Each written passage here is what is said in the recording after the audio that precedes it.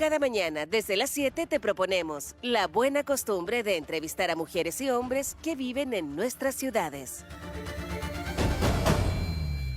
Bueno, está abochornado, podríamos decir, el ambiente entre los tributaristas, los contadores, los economistas, por esta ley que va a entrar en vigor a partir del 1 de enero, pero que fue votada y sancionada ya hace bastante tiempo y que grava, con B corta, a los servicios, las actividades que a partir del 1 de enero se van a sumar a aquellas que están afectas a IVA, del 19% del impuesto al valor agregado.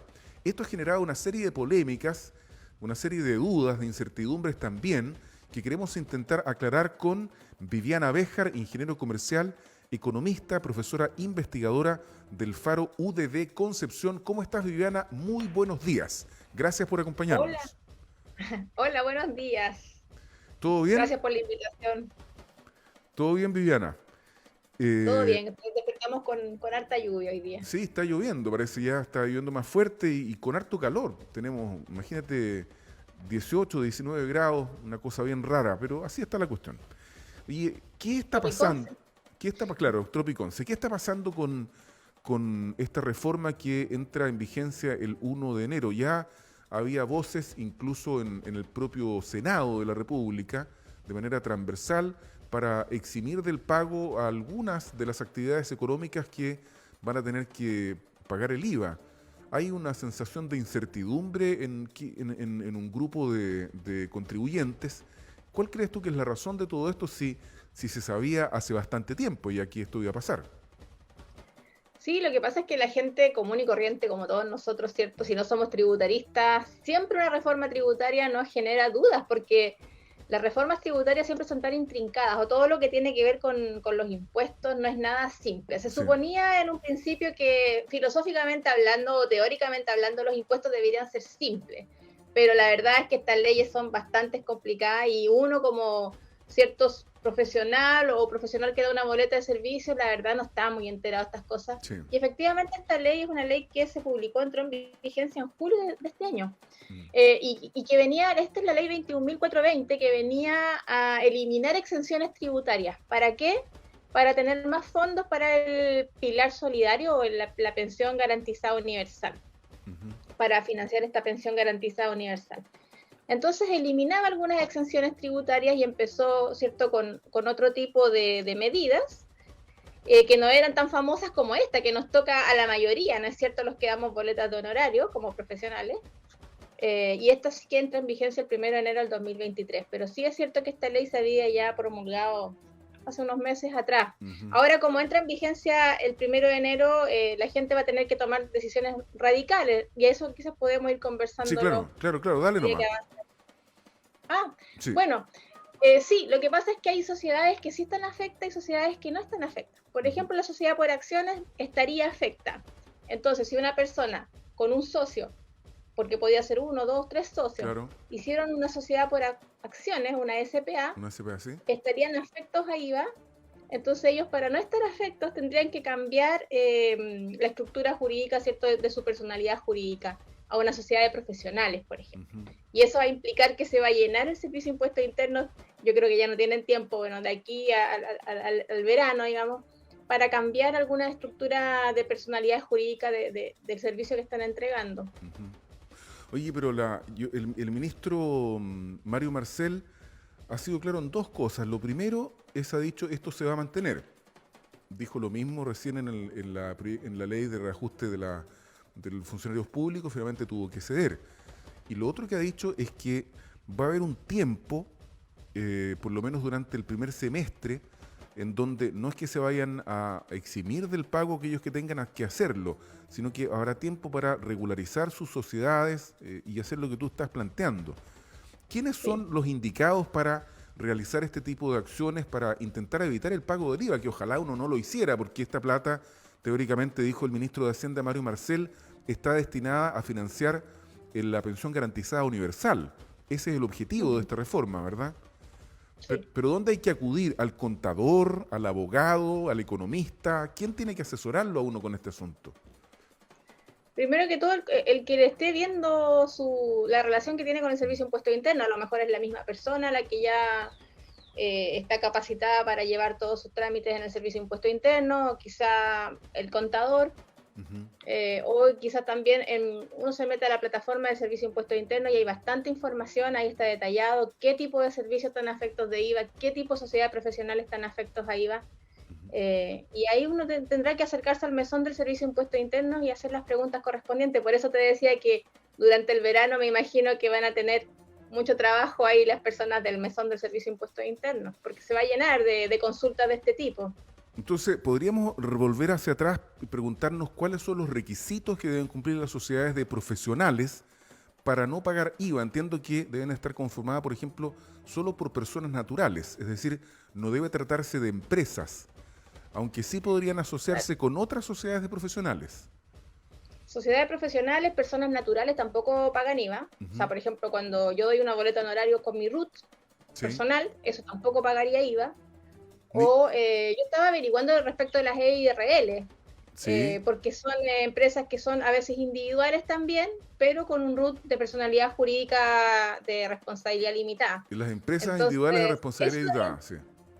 Sí, eso de las EIRL, que es la empresa individual de responsabilidad limitada, no está muy claro, estuve tratando de averiguarlo, pero al menos yo no encontré información tan clara. Lo que sí es cierto es que si uno da una boleta de honorarios con su RUT personal, eso estaría exento de IVA de todas maneras.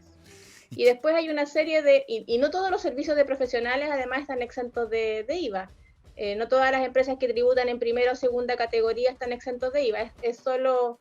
hay un grupito que está afecto a IVA y ahí está la lista en la página del Servicio de Impuestos Internos. Es una lista de 2 páginas de servicios que están efectivamente afectos a IVA. No todos los servicios están afectos a IVA. Oye, las sociedades de médicos, aquí yo entiendo que era uno de los, ¿cómo se llama?, de los actividades económicas que podrían eventualmente modificar su régimen. ¿Qué va a pasar con ellos? Estarían afectos a IVA. Sí. Y claro, pueden modificar lo que te decía al principio. Ellos podrían modificar la forma, la estructura en cómo se organiza su empresa. Si, por ejemplo, pasara nuevamente a un RUT individual, y ahí, como te comentaba, ahí las EIRL hay como una especie de área gris, porque en el fondo tampoco se sabe todavía bien. Si yo cambio mi sociedad profesional, mi SPA, por ejemplo, la cambio a una EIRL, ahí no está tan claro si quedaría o no afecto a IVA, pero sí, efectivamente, si el médico se separa de la asociación y los médicos empiezan a dar boletas de honorario con el RUT personal, ya quedarían exentos de IVA también. Oye, acá está... Había toda una discusión también con el tema de las clínicas estéticas que están tan de moda. Por ejemplo. Si estarían afectadas o exentas de IVA. Sí. Hay varias, por ejemplo, aquí está la lista de actividades económicas en la página del Servicio de Impuestos Internos, nueva clasificación. Son alrededor de 60, según la cuenta que yo saqué, pero hay de la más diversa naturaleza. Por ejemplo, mira, Daniel Mora, actividades de producción de películas cinematográficas, videos y programas de televisión. Ahora tienen que pagar IVA, antes no lo hacían. Captación, tratamiento, distribución de agua. Sí, por favor, dime, Viviana. El ítem que está un poco que va a afectar una cadena de producción que puede llegar al bolsillo porque además lo que no hemos tocado el tema es que todo esto va a encarecer los servicios, ¿no es cierto? Lo va a encarecer en un 19-20% que efectivamente se va a trasladar al consumidor final, si todo lo pagamos todos, si ese es el punto. Exacto. Exacto, incluso los servicios de mensajería, los correos, las encomiendas, todo eso también. Entonces hay uno que importa de repente, compra afuera y llega el paquetito a la casa, eso también, ese cobro estaría aumentado en casi un 20%, para que lo tengan en consideración. ¿Y cuál cadena es la que dices tú que podría verse afectada? La de los veterinarios. Ya. Porque los veterinarios estarían afectos a IVA y eso encarecería todo lo que tiene que ver con el consumo de carne de la ganadería, ¿no? Porque ellos son parte del costo de producción de las empresas empresas ganaderas, ya sea la carne de vacuno o de ave, ¿cierto? O de cerdo. Sí, claro. Entonces los veterinarios son parte del costo de producción de ellos y eso estaría encareciendo un poco todo el costo de la carne en general. Oye, Viviana, pero nosotros estamos aquí de alguna forma analizando cómo, digamos, esquivar este 19% adicional, pero resulta que de alguna forma, de alguna parte, tiene que salir el financiamiento de toda la plata que ha gastado el Estado, porque, digamos, a raíz de las ayudas económicas que fueron finalmente en el gobierno de Sebastián Piñera muy, muy importantes, el Estado puso una enorme cantidad de dinero para salvar la crisis que había de las personas, en fin, para poner dinero en la economía y que esta se siguiera moviendo. La plata se acabó. Entonces, si ahora se está hablando de aumentar la pensión garantizada universal, de permitirle a la gente más pobre tener acceso a que se cumplan otros derechos, esta reforma previsional tiene por objeto el financiamiento de todas estas actividades. El Estado finalmente es el que tiene que pagar, y el Estado somos todos. Entonces, ¿de qué otra forma podría haberse hecho, a tu juicio? ¿Hay alguna otra manera de financiar esto que no sea a través del aumento de la recaudación tributaria, y el impuesto que más recauda es el IVA? Bueno, esa es una discusión y una conversación que la hemos tenido, creo, en otras oportunidades, Sí. porque todo lo que el Estado hace, todo lo que el Estado promete, ¿cierto?, que va a hacer, Sí. tiene que ser financiado de alguna manera. Y el Estado tiene básicamente tres fuentes de financiamiento. Uno son los impuestos, todos los impuestos, ya sea al consumo, como el IVA, a la renta, que grava, ¿cierto?, el trabajo de cada persona y las ganancias, patrimoniales, no sé, las contribuciones y todo lo demás, las herencias. Y por otro lado, los ingresos también que obtiene de las empresas estatales, que digamos que en Chile son pocas las que están arrojando ganancias, porque muchas empresas estatales están mal administradas y están a pérdida. Y una tercera forma de tener ingresos a través de emitir deuda, ¿no? Ya sea los bonos del Estado o directamente tomar un crédito con organismos internacionales. Y yo lo que estoy viendo acá es que es un mal momento para hacer una reforma tributaria de este tipo, ya sea la que va a proponer ante el Congreso y esta, además, que esta no es de este gobierno, sí hay que decir que viene desde antes, de hecho desde Sebastián Piñera, porque justamente fue él el que creó este nuevo concepto de pensión garantizada universal. Sí, claro. Entonces había que aumentar la pensión garantizada universal y además había que aumentar la cobertura a cuántas personas más iba a llegar esta pensión garantizada universal.